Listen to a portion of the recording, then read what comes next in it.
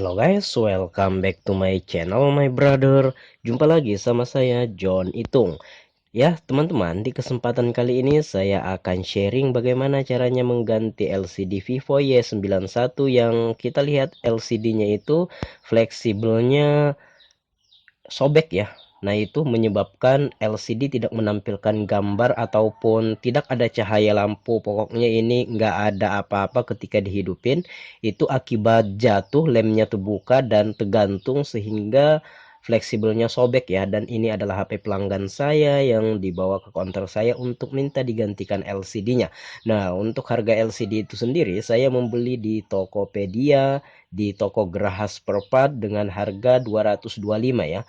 Nah, jadi untuk beda-beda toko ya mungkin bedanya sekitar 10.000 20.000 lah. Tapi by the way, untuk LCD yang saya pesan ini sudah banyak yang beli dan reviewnya rata-rata bagus ya. Jadi sehingga walaupun agak mahal sedikit biarpun 10.000 ya nggak masalah, cuma 10.000 doang kan. Nah, di sini jadi kita buka dulu itu baut-baut penutup fingerprintnya ya. Jadi backdoornya udah kita buka tadi ya. Nah, itu ada bautnya ya, kayak gitu. Kita buka ada 3 baut di sana ya. Nah kita buka terus flexible fingerprintnya kita congkel ya, kayak gitu. Nah sudah, kita akan melepas fleksibel baterainya lagi ya, dikarenakan HP-nya ini dalam keadaan on. Jadi kita mau off kan nggak bisa karena LCD-nya nggak bisa kelihatan apa-apa ya. Nah kita akan buka baterainya. Nah baterainya ini sangat lengket sekali lemnya. Nah kemudian kita akan menggunakan thinner. Kita coba tarik dan nggak bisa, jangan dipaksa ya. Kalau dipaksa nanti baterainya jadi bengkok lagi. Nah ini kita kasih thinner ya. Jadi fungsi daripada thinner itu adalah untuk untuk menghilangkan lekat pada lem yang menempel di baterai ya. Nah, kita mengambil posisi di atas plastik putih itu ya. Jadi bukan di bawah plastik tapi di atas plastik putih sebelum tulang tengahnya ya. Nah, jadi ini kita congkel dari bawah baterainya, kemudian kita alirkan thinner dari sana ya kayak gitu. Nah, kayak gitu. Jadi sehingga thinnernya masuk dan coba kita tarik lagi. Yups, kita tarik lagi. Alright, masih keras. Kita kasih lagi. Pokoknya kalau keras jangan coba-coba dipaksa ya. Nah, ini hampir bisa dan akhirnya alright, bisa ya dan tanpa bengkok. Ada sih bengkok sedikit cuma itu enggak masalah ya. Nah, jadi ini udah kita buka baterainya, sekarang kita akan lepas fleksibel LCD-nya. Jadi kita tidak melepas LCD-nya karena memang sudah lepas ya. Lepas dikarenakan jatuh. Ya. Nah, sudah simple ya. Nah, kita lihat dulu sobekannya. Ini padahal LCD-nya nih baik-baik saja karena HP-nya jatuh, terbuka terus tergantung gitu. Nah, ketarik jadi sobek di samping itu. Ya udah, kalau sudah kita akan tes dulu LCD baru seharga 225 ya di Tokopedia. Ya, nah ini sebelum kita lepas segel pada LCD tersebut, kita akan pasang dulu, siapa tahu ada apa-apa. Jadi kalau ini udah dipasang dan sudah dilem, garansi dari toko seperempatnya hilang loh.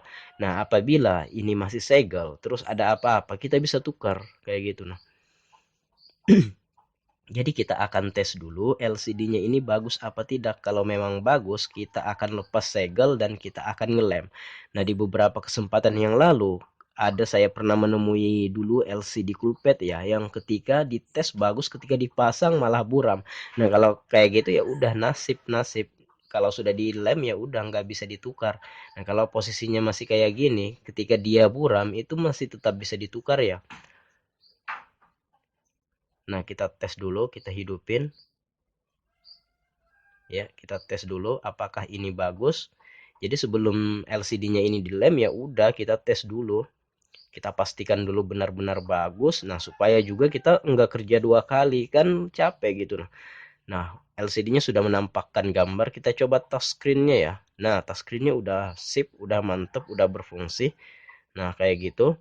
Nah, ini sudah lulus uji ya. Jadi tinggal kita akan memasangnya saja lagi ya.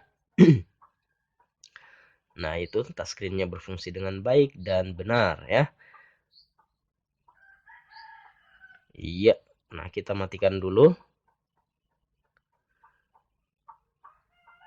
Iya, kita matikan dulu ya. Nah, buat teman-teman yang pengen ganti LCD, teman-teman bisa order sendiri di Tokopedia atau Bukalapak atau Shopee, kemudian minta pasangkan dengan abang servisnya.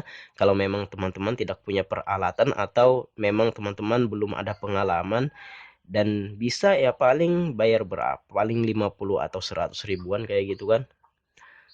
Jadi hemat berapa? Kalau teman-teman langsung ke counter ya agak sedikit mahal sih, cuman ditanggung garansi. Nah, tapi apabila teman-teman pesan sendiri dari abang servisnya yang nggak ada garansi apa-apa kan cuma jasa pasang. Nah, ya udah kita tinggal itu ya, tinggal kasih double tip sedikit itu ya supaya nggak goyang-goyang fleksibelnya itu.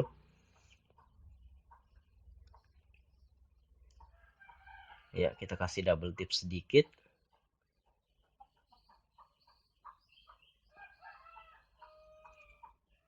Ya, nggak usah banyak-banyak ya, cukup aja kayak gitu ya.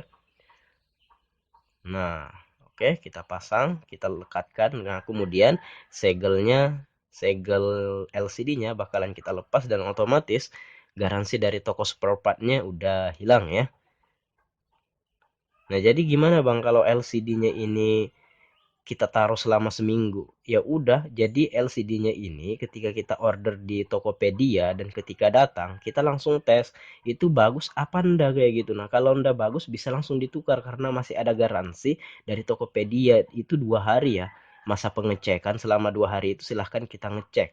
Nah, tapi apabila kita simpan terlalu lama atau kita stok dan sebulan kemudian baru kita pasang dan LCD-nya buram kita nggak tahu, nah itu kayaknya nggak ada deh garansinya. Ini garansi pertama kali datang aja ya 2 hari doang, dan kalau mau di stok ya udah resiko sendiri kayak gitu. Nah, makanya saya di sini nggak nyetok. Adapun orang yang mau pasang LCD saya orderkan dulu. Kalau orangnya nggak sabar ya udah saya nggak bisa juga, tapi kalau orangnya mau nunggu ya sudah kita pasangkan ya.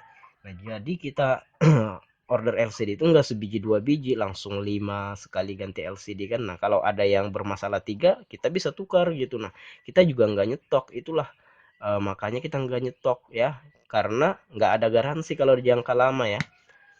Nah, di sana ada itu ya penyaring speaker earpiece atau speaker telinga. Kita copot dulu dari LCD lamanya, karena kalau itu nggak dipasang untuk Vivo Y91 ini akan lucu ya, akan ada lubang-lubang gede di situ.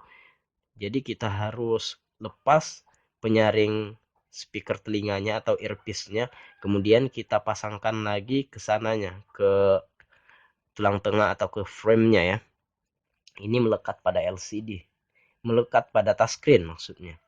Kita congkel dulu pakai cutter, terus dibantu dengan itu thinner, cairan thinner, itu dilem juga ya. Nah, itu. Nah, udah lepas kita akan pasang di frame-nya ya, bukan di. Nah, ini saya tes-tes di sana posisinya agak kurang sip ya.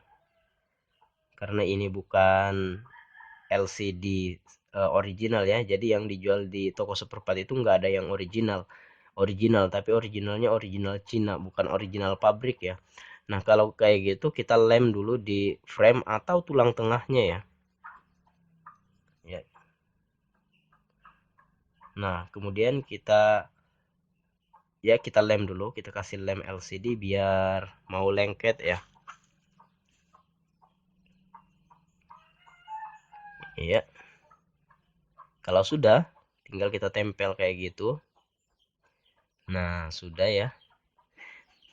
Oke, kalau sudah, kita tes-tes dulu LCD-nya, kita tes-tes presisikan sebelum kita lem. Takutnya nanti pas terlanjur di lem nggak presisi lagi. Kita pastikan benar-benar presisi, takutnya ada yang menghalangi sebelum kita lem ya. Jadi pastikan dulu. Ya, saya sudah cek atas bawah kiri kanannya sip semua. Dan ini tinggal kita akan ngelem ya. Ya, untuk ngelemnya sendiri saya menggunakan lem LCD T7000 yang 110 ml di Tokopedia. Banyak ya, yang ada yang jual 25.000, 30.000 kayak gitu.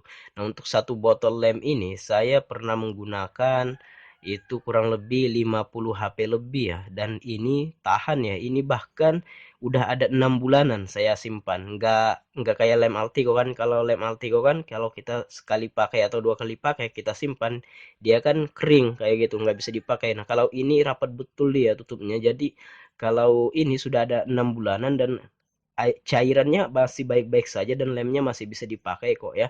Yang penting tutupnya rapat, dan satu satu lem ini yang berisi 110 ml ini atau mililiter ini bisa 50 HP lebih loh. Nah ya udah, kita lem dulu frame-nya atau tulang tengahnya. Semuanya kita lem, jangan ada yang tersisa ya, biar agak banyak, biar agak belepotan nggak apa-apa. Karena apa?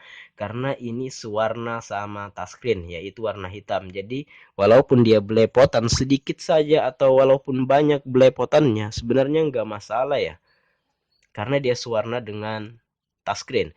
Nah, yang ribet itu kalau touchscreen kalian warna putih atau warna gold, terus dilem pakai warna hitam ini, kemudian belepotan, itu akan jelek banget ya. Saya pernah coba, makanya saya ngomong kayak gini. Nah, itu di bagian sampingnya itu framenya agak ke dalam saya kasih lem juga ya untuk memperkuat. Sebenarnya nggak perlu, cuman untuk ketahanan saja ya, nggak masalah. Sebenarnya bisa juga double tip, tapi double tip itu kurang sip kalau menurut saya ya. Jadi kasih lem aja bagian pinggir agak ke dalam sedikit, itu dikasih aja ya. Ya. Nah, itu usahakan rapet-rapet ya. Nah, jadi walaupun LCD kalian itu apa, walaupun lem yang kalian gunakan itu belepotan, terus nggak masalah kalau touchscreen kalian itu warna hitam. Nah, yang ribetnya itu kalau warna lain, terus kayak warna putih atau warna gold dikasih lem warna hitam kayak gini, kalau belepotan itu jelek banget. Saya sudah coba ya kemarin. Nah, tapi apabila yang warna hitam dilem dengan warna bening, kalau belepotan yang lem 8000 ya, itu nggak terlalu kentara seperti warna hitam ke putih. Nah, tapi kalau warna apa, lemnya warna bening dilemkan ke warna hitam, itu nggak terlalu kentara walaupun belepotan. Tapi lebih baiknya kalau memang touchscreennya warna hitam, gunakanlah lem warna hitam. Tapi kalau touchscreen teman-teman atau HP teman-teman warna putih atau warna gold, gunakanlah yang warna putih ya atau warna bening, yaitu lem LCD E8000. Nah, di sini udah saya lem semua dan ini saya akan memasangnya ya. Nah, kita rapatkan atas bawah, kiri kanan. Jadi cukup simple, mudah dan sederhana dalam memasang LCD-nya ini. Tadi saja kita nggak melepas LCD dikarenakan LCD atau touchscreen-nya udah lepas duluan ya. Nah, di sini saya menggunakan isolasi kertas yang banyak kita temui di toko alat tulis ya, atau fotokopian. Nah, jadi kalau memang teman-teman pengen gunakan karet sebenarnya bisa juga, tapi saya lebih nyamannya menggunakan isolasi kertas. Jadi beda-beda orang, beda-beda konsep, beda-beda paradigma, beda-beda cara pengerjaan kayak gitu. Nah, kalau saya menggunakan isolasi kertas ya, ya, jadi isolasi kertasnya itu nggak terlalu nekan, dia asal melengketkan saja, terus mempresisikan saja kayak gitu.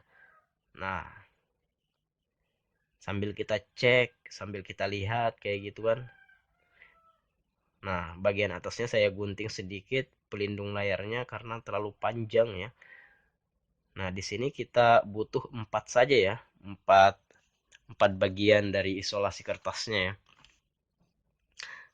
Ya, kita pasang itunya fleksibel LCD-nya. Jadi LCD dan touchscreen-nya satu fleksibel ya. Jadi touchscreen-nya nggak ada fleksibelnya di lain. Itu sudah satu set ya sama touchscreen-nya. Ya. Nah, kita kasih lagi isolasi kertasnya. Nah, kita langsung pasang baterainya ya. Jadi nanti kita tinggal pasang casing belakang. Nah, untuk lemnya itu berapa lama bang baru kering? Nah, macam-macam. Kalau saya pernah menggunakan lem ini itu 30 menit udah kering ya dan bisa digunakan. Cuman itu belum maksimal. Nah, kalau 3 jam itu agak kering, cuma bagian dalamnya masih belum kering. Jadi kalau saya simpan selama 1 malam atau 12 jam, jadi lemnya akan kering secara maksimal ya. Jadi walaupun bagian dalam-dalamnya udah kering dan udah lengket semua. Dan ini saya akan diamkan selama 12 jam atau 1 malam. Nah, jadi besok pagi saya akan melanjutkannya lagi. Nah, ini udah keesokan harinya dan HP-nya udah kering ya, lemnya udah kering. Kita lepas dulu isolasi kertasnya. Ya, kita lepas isolasi kertasnya dan kita akan pasang backdoor-nya.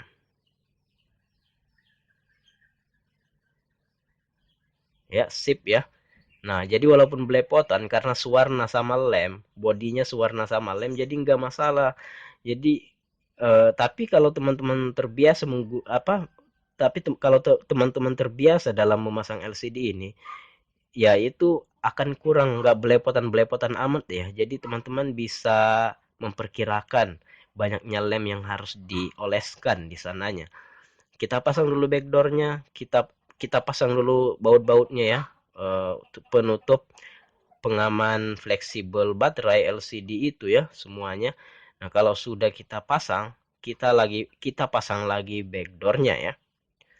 Nah, pelan-pelan aja. Jadi video ini saya percepat untuk mempersingkat durasi yang ada. Semoga teman-teman paham. Tapi apabila apabila teman-teman belum ada yang dipahami di sini bisa berkomentar ya.